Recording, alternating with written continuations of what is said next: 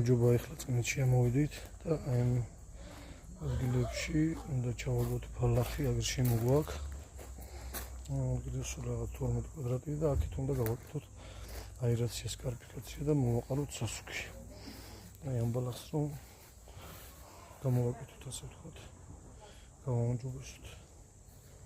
ეს ლამაზია, ჭრილი აქვს ცოტა. ჩავაგეთ ბალახი გამოვა ძალიან ლამაზი.